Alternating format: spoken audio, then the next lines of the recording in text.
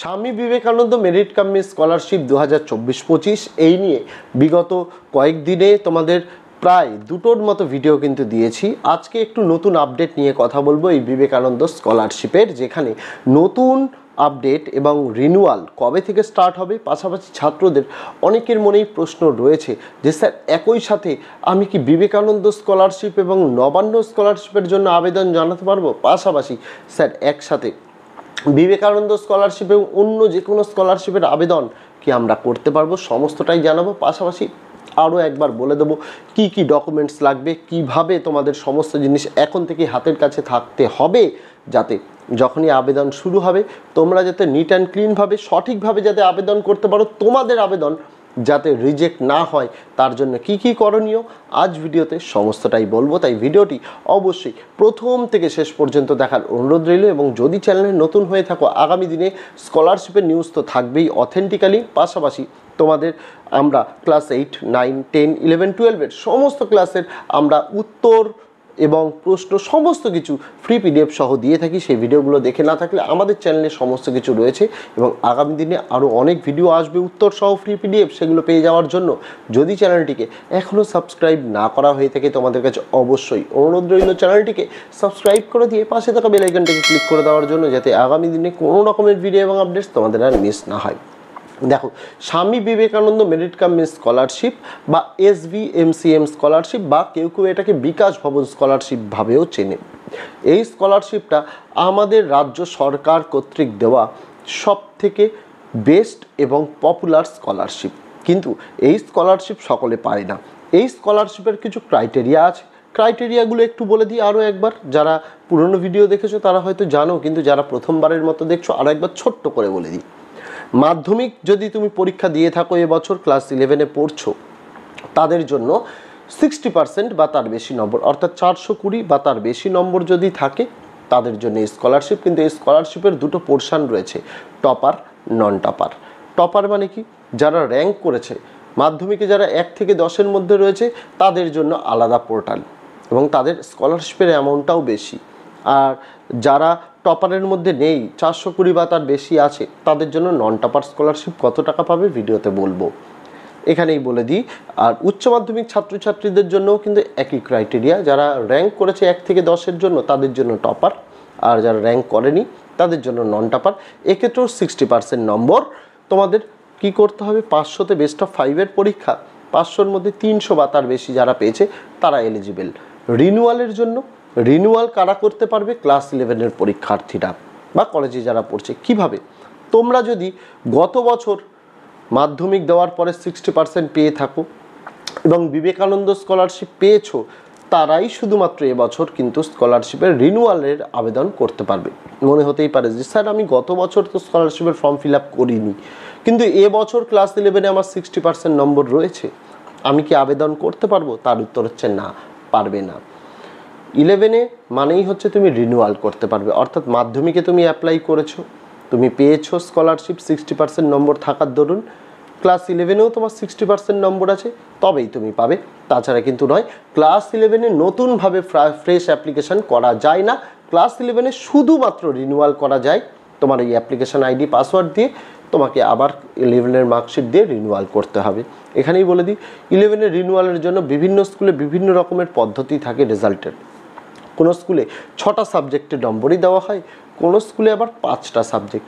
যে স্কুলে 6টা সাবজেক্টের নম্বর যোগ করে টোটাল করা হয়েছে তাদের জন্য 60% মানে 360-এর বেশি যারা পেয়েছে তারাই স্কলারশিপে রিনিউয়াল করতে পারবে। আর যে সকল স্কুলে বেস্ট অফ 5 করা হয়েছে তারা 300-র ওপরে পেলেই কিন্তু হবে, অর্থাৎ 300-র ওপরে কারা পেলে হবে, যারা বেস্ট অফ 5 অর্থাৎ 500-র মধ্যে ক্যালকুলেশন হয়েছে। আর 360-এর ওপর কাদের পেতে হবে, যাদের বেস্ট অফ 6 অর্থাৎ তোমাদের 360 বা 600-তে যাদের টোটাল করা হয়েছে তাদের জন্য। এই ছিল ফ্রেশ অ্যাপ্লিকেশান রিনিউয়ালের জন্য, ছোট্ট করে একটু বুঝিয়ে দিলাম।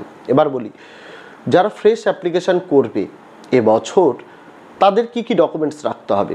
তাদের প্রথমেই রিসেন্ট একটা পাসপোর্ট সাইজ ফটোগ্রাফ, যেটা 50 কেবির মধ্যে থাকতে হবে, JPEG ফরম্যাটে রাখতে হবে। সই নীল পেন অথবা কালো পেনে 20 কেবির মধ্যে স্ক্যান করে রাখতে হবে। পাশাপাশি তুমি যদি মাধ্যমিক দিয়ে থাকো তাহলে মাধ্যমিকের রেজাল্ট এবং অ্যাডমিট, তুমি যদি উচ্চ মাধ্যমিক দিয়ে থাকো উচ্চ মাধ্যমিকের রেজাল্ট এবং অ্যাডমিট। এটা লাগছে। পাশাপাশি তোমার আইডেন্টিটি প্রুফ হিসেবে তোমার আধার কার্ড লাগছে।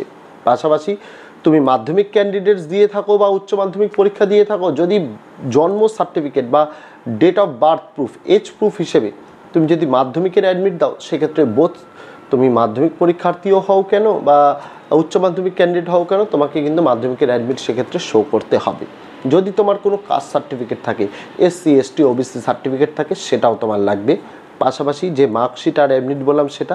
পাশাপাশি ব্যাংক, তোমার নিজের নামে একটা ব্যাংকের অ্যাকাউন্ট থাকতে হবে, যেটাতে অবশ্যই তোমার account number, IFSC code, MICR code, পাশাপাশি তোমার ব্যাংকের নাম, ব্রাঞ্চ, এ সমস্ত কিন্তু উল্লেখ থাকবে। তার প্রথম পাতাটাও স্ক্যান করতে হবে। পাশাপাশি তোমার লাগবে কি, তোমার ফ্যামিলি ইনকাম সার্টিফিকেট। তোমার পরিবারের বার্ষিক আয়, বছরে আয় 2.5 লক্ষ টাকা বা তার কম, এটা শো করতে হবে। এই শোটা কিভাবে করবে? শো করার জন্য বোর্ডের ওয়েবসাইটেই একটা ইনকাম সার্টিফিকেটের প্রোফর্মা পাওয়া যায়, সেটাকে ডাউনলোড করতে হবে। ডাউনলোড করে তোমাকে ওটা কাছে রাখতে হবে। তুমি যদি কর্পোরেশন বা শহরাঞ্চলে থাকো, সেক্ষেত্রে প্রথমে কাউন্সিলরের কাছ থেকে তোমাকে একটা ইনকাম সার্টিফিকেট নিতে হবে 2.5 লক্ষ টাকার কম গার্জেনের নামে। পাশাপাশি তোমাকে সেটা নিয়ে গিয়ে MLA বা MPর কাছ থেকে একটা ইনকাম সার্টিফিকেট নিতে হবে। সেটা নিয়ে তারপরে তোমাকে SDO বা BDO অফিসারের কাছে যেতে হবে। তার কারণ তুমি সরাসরি SDO BDO অফিসারের কাছে গেলে যদি কোনো SDO অফিসার সই দিয়ে দেয় খুব ভালো, কিন্তু বেশিরভাগ ক্ষেত্রে SDO অফিসার বা BDO অফিসাররা MLA MP সই ছাড়া দেয় না। আবার MLA MPরা ইনকাম সার্টিফিকেট দেয় না কাউন্সিলরের না থাকলে। তাই আমি তোমাদের ডিটেলসটা বলে দিলাম। তবে অনেক SDO BDO আছেন যারা কিন্তু ইনকাম সার্টিফিকেট প্রদান করে দেয়। তার জন্য ওই যে প্রোফর্মাটা ডাউনলোড করে প্রিন্ট করতে বললাম, ওটাকে ফিল আপ করে ওনাদের কাছে জমা করতে হবে। ওনারা সেটাকে স্ট্যাম্প দিয়ে দেবে, সই করে দেবে, ওটাই তোমাদের ইনকাম সার্টিফিকেট। আর গ্রাম পঞ্চায়েতের ক্ষেত্রে গ্রাম পঞ্চায়েতের থেকে তোমাদের একটা ইনকাম সার্টিফিকেট নিয়ে BDO বা SDO অফিসারের কাছ থেকে একই পদ্ধতিতে তোমাকে ইনকাম সার্টিফিকেট নিয়ে আসতে হবে। এটা রাখতে হবে। সমস্ত ডকুমেন্টসগুলোকে তোমাকে 200 কেবির মধ্যে PDF ফরম্যাটে তোমাকে স্ক্যান করে রাখতে হবে। যখনই তোমার আবেদন করার প্রয়োজন, যখনই স্টার্ট হবে আবেদন, আমি জানাচ্ছি কবে থেকে স্টার্ট হবে আবেদন করার প্রয়োজন, তখন তোমাকে প্রথমে ওয়েবসাইটে গিয়ে আগে রেজিস্টার করতে হবে। রেজিস্টার করার জন্য নিজের মোবাইল নম্বর, ইমেল আইডি, পাসওয়ার্ড সিলেক্ট করতে হবে নিজের নাম দিয়ে। তারপরে রেজিস্টার যখনই হয়ে গেলে তোমার একটা অ্যাপ্লিকেশন আইডি জেনারেট হবে WB দিয়ে। তার পাশাপাশি তোমার পাসওয়ার্ড যেটা সিলেক্ট হচ্ছে সেটা দিয়ে তোমাকে অ্যাপ্লাই করতে হবে। অ্যাপ্লাই করার পর তোমাকে এই যে ডকুমেন্টসগুলো আমি বললাম, ফটো, সিগনেচার সহ সমস্ত কিছু আপলোড করতে হবে। আপলোড করার পর সাবমিট বাটনে ক্লিক করতে হবে। ক্লিক করার পর তোমার একটা ফর্ম জেনারেট হবে। সেই ফর্মটা তোমাকে কি করতে হবে? প্রিন্ট আউট করতে হবে। প্রিন্ট আউট করে তুমি যে ডকুমেন্টস আপলোড করেছো সেটা ফটো আর সিগনেচার বাদ দিয়ে, যে তোমার ব্যাংকের পাসবুকের প্রথম পেজের কপি, আধার কার্ড, মাধ্যমিক বা উচ্চ মাধ্যমিকের রেজাল্ট বা তার অ্যাডমিট, এজ প্রুফ, তার পাশাপাশি এই ইনকাম সার্টিফিকেট, এই সমস্ত জিনিস তোমাকে একসঙ্গে স্কুলে গিয়ে জমা করতে হবে। স্কুল সেটাকে স্ট্যাম্প মেরে ভেরিফাই করে স্কুল কি করবে, ওই অ্যাপ্লিকেশান নাম্বার দিয়ে তোমার অ্যাপ্লিকেশানটা ফরওয়ার্ড করে দেবে ওই ওয়েবসাইটে। আর ফরওয়ার্ড হয়ে গেলেই তুমি পরবর্তীকালে স্ট্যাটাস চেক করতে পারবে ওই ওয়েবসাইটে গিয়েই তোমার অ্যাপ্লিকেশান নম্বর দিয়ে। যখনই লেখা থাকবে দেখবে ফরওয়ার্ডেড বাই HOI মানে হেড অফ দ্য ইনস্টিটিউশন। যখনই লেখা থাকবে তুমি মনে করবে যে স্কুল থেকে সেটাকে ফরওয়ার্ড করে দেওয়া হয়েছে। তারপরে তোমার 2-3 মাসের মধ্যে সেটা অ্যাপ্রুভ হয়ে যাবে এবং তারপরে স্ট্যাটাসে তুমি দেখতে পারবে যে স্কলারশিপ অ্যামাউন্ট ডিসবার্সড বলে। আর এটা যখন লেখা আসবে আগামী 7 থেকে 10 দিনের মধ্যে তোমার যে ব্যাঙ্ক অ্যাকাউন্টে তুমি ডিটেলস দিয়েছো সেখানে তুমি টাকা পেয়ে যাবে। এখানেই বলে দিই যে যারা মাধ্যমিক দিয়েছে 11-এ ভর্তি হয়েছে তাদের জন্য 12,000 টাকা, কলেজের ছাত্রছাত্রীদের জন্য বিভিন্ন স্ট্রিমে বিভিন্ন টাকা দেওয়া হয়। পুরনো ভিডিওগুলোতে আমি বলেছি কোন স্ট্রিমে কত টাকা দেওয়া হয়। এবার আসা যাক কবে থেকে শুরু হবে এই বিবেকানন্দ স্কলারশিপের আবেদন। দেখো, এ মাসের 9 তারিখ অবধিও কিন্তু বোর্ড ডেট এক্সটেন্ড করেছিল আগের বছরের ক্যান্ডিডেটসদের জন্য, যারা ফ্রেশ অ্যাপ্লিকেশান করেছে এবং কন্যাশ্রীদের জন্য।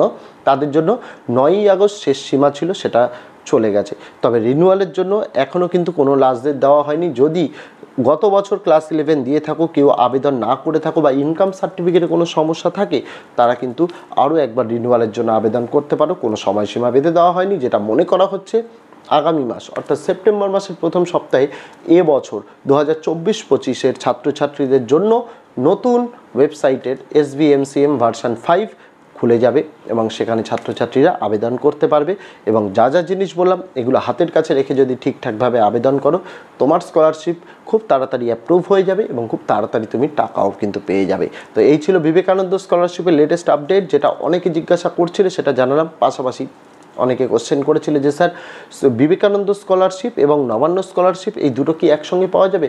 কোনো চান্সই নেই। আমি তো প্রত্যেকটা ভিডিওতেই বলেছি বিবেকানন্দ স্কলারশিপ কাদের জন্য, যারা 60% বা তার বেশি নম্বর পেয়েছে, আর নবান্ন স্কলারশিপ কাদের জন্য, যারা 50% থেকে 59.9% নম্বর পেয়েছে। অর্থাৎ যারা বিবেকানন্দ স্কলারশিপ পাচ্ছে না কিন্তু 50% বা তার বেশি নম্বর আছে তাদের জন্য নবান্ন স্কলারশিপ। তো কোনোভাবেই দুটো স্কলারশিপ একসঙ্গে অ্যাপ্লাই করা যাবে না।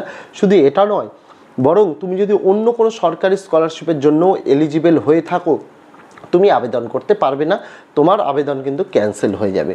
তার কারণ কি, সরকারি স্কলারশিপ তুমি একবারই পেতে পারো, আর যে কোনো একটাই, কারণ অন্যদেরও তো সুযোগ দিতে হবে স্কলারশিপের, তার জন্যই।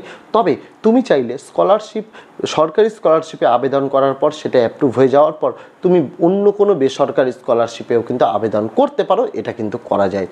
এই ছিল তোমাদের যা যা যাবতীয় প্রশ্ন ছিল সমস্ত কিছু একটি ভিডিওর মাধ্যমে উত্তর দেওয়ার চেষ্টা করলাম। তোমরা কমেন্ট করে জানিও তোমাদের এই তথ্যগুলো পেয়ে সন্তুষ্ট হয়েছো কিনা।